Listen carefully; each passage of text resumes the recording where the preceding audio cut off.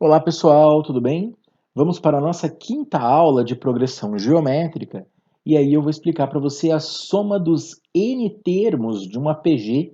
Esse n está aqui para deixar bem claro que nós estamos aprendendo a soma finita, quer dizer, é uma quantidade finita de termos, né? Nós temos a quantidade de termos aqui que é n. Vamos lá, como é que funciona? Eu vou colocar o primeiro termo, o segundo termo, o terceiro termo e assim por diante. Então, nós temos aqui uma quantidade de termos, a quantidade n de termos. Nós temos n termos aqui.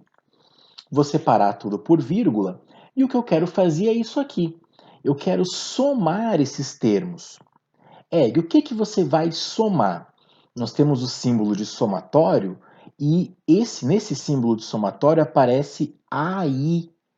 O AI quer dizer que eu vou somar todos os AI, começando do 1, começando do i igual a 1 e terminando no n. Se você não entende muito bem esse símbolo de somatório, eu quero que você vá lá na playlist de estatística. Na playlist de estatística do Matemática EG, você encontra uma aula sobre somatório. Eu queria que você fosse lá e lembrasse, tá? Como é que funciona esse símbolo aqui. Bom, é sobre isso que é a aula de agora. Eu vou explicar para você como que a gente vai somar os termos de uma PG.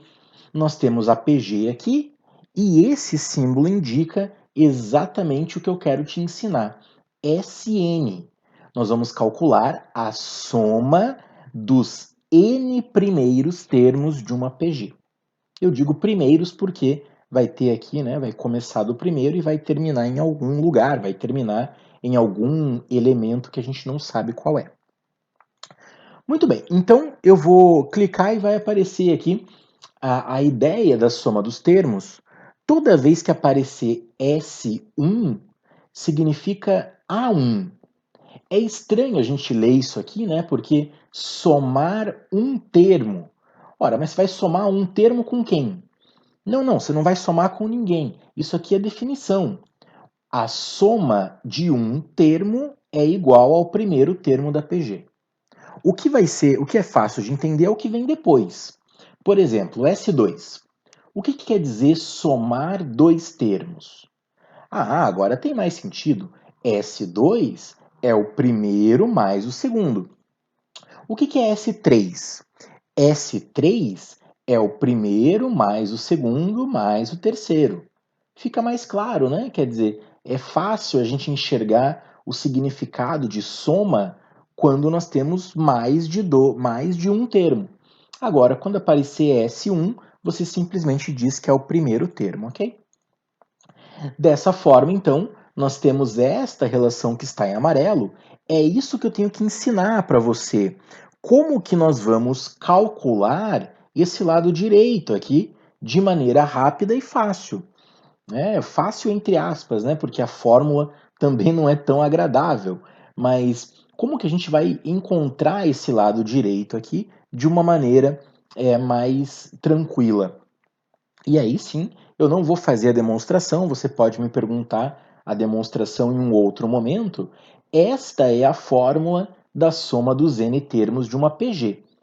Então, quando você quiser calcular a soma dos termos de uma PG finita, finita quer dizer que vai até algum lugar, né? Então, nós vamos ter um término aqui, nós vamos ter um elemento que essa PG vai terminar, e aí sim, você vai fazer o primeiro termo, deixa eu pegar a caneta de cor vermelha, você vai fazer o primeiro termo da PG, o primeiro termo vezes a razão elevado à quantidade de termos menos 1, dividido pela razão menos 1.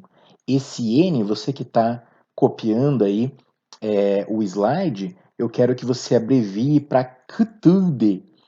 QTUD é a abreviação de quantidade. Esse n quer dizer a quantidade de termos. A quantidade de termos que você está somando, né? Nós estamos somando n termos. Ou seja, a quantidade de termos é exatamente o n que aparece aqui. Deixa eu apagar e vamos fazer então o exercício para fixar bem essa fórmula. Vamos calcular essa soma. 2 mais 6 mais 18 até chegar no 354.294. Então repare que é uma soma bem grande, né? O último termo é um número bem grande e é de se esperar mesmo, porque isso aqui é uma PG. O enunciado tem que deixar claro que isso é um exercício de PG. E repare que é uma PG de razão 3. Então é de se esperar que os termos cresçam muito rápido. Do 2 vai para o 6, do 6 vai para o 18, do 18 vai para o 54 e assim por diante, até chegar nesse número enorme que está aqui. Bom, para calcular essa soma, nós vamos usar então a fórmula da soma dos termos da PG. O primeiro termo nós conhecemos e a razão nós conhecemos.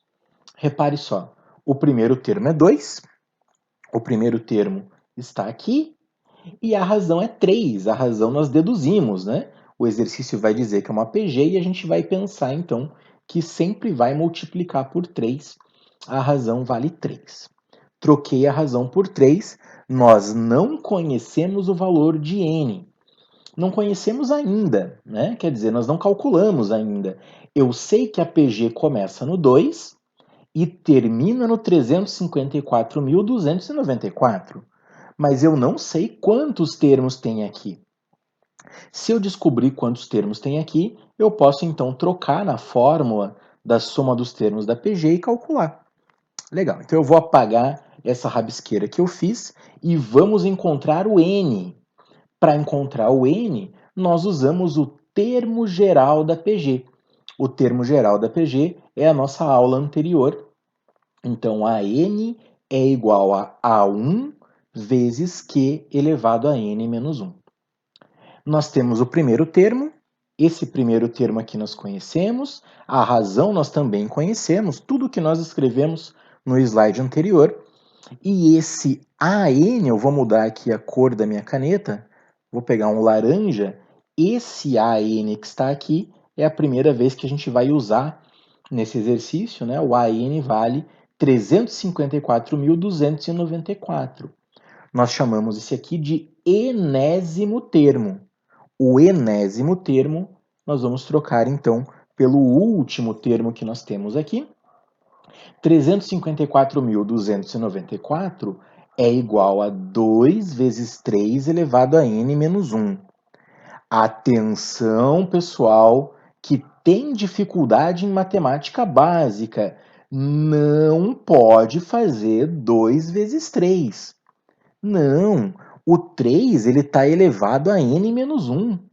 A gente não pode fazer aqui o número 2 vezes uma potência de 3. O que dá para fazer é dividir por 2 ambos os membros. Se eu dividir por 2 ambos os membros, esse 2 vai sair daqui, olha só. Então, divide por 2, o primeiro membro fica 354.294 dividido por 2. Vai ficar esse número enorme que está aqui, 177.147.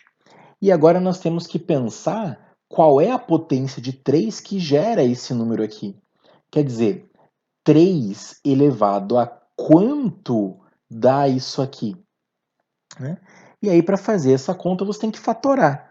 Você vai ter que ir no canto aí do seu caderno, da sua folha, pegar o número 177.147 e ir fatorando. Primeiro você divide por 3, vai encontrar um número. Depois divide por 3, vai encontrar outro número. Depois divide por 3, vai encontrar outro número. E assim por diante. Egg, como é que você tem tanta certeza que vai dar para dividir por 3? Ora, é claro que vai dar para dividir por 3, porque se não for uma potência de 3 isso aqui, não vai ser um n exato. Esse n aqui tem que ser um número inteiro. O n tem que ser um número inteiro porque o n representa a quantidade. Né? Não tem como ter uma quantidade decimal de termos. Né? Então, se você fatorar, vai chegar em 3 elevado a 11. 3 elevado a 11 igual a 3 elevado a n menos 1.